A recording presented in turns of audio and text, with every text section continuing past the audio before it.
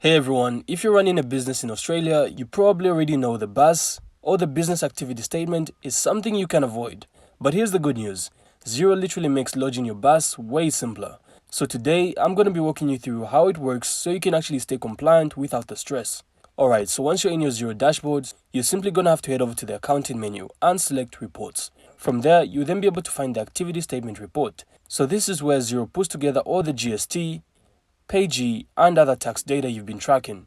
So here's the cool part. Because you've already been coding your transactions in Xero, the BAS report is basically generated for you. All you need to do is simply check the numbers and make sure the GST collected, the GST paid, and any PAYG withholding looks right. And if something seems off, it usually means the transaction hasn't been coded correctly, so it's always worth double checking. Now once the report looks good, you've got two options. If you've connected your Xero account with the ATO, you can literally lodge your BAS directly through Xero. So just hit lodge, follow the prompts, and it will send you everything over electronically. That's really super simple, right? But if you're not connected, no worries. You can also still generate the BAS report in Xero.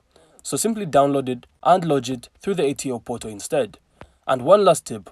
After lodging, Xero lets you set reminders for BAS payments, so you don't always get caught up by deadlines. So this is super handy for cash flow planning.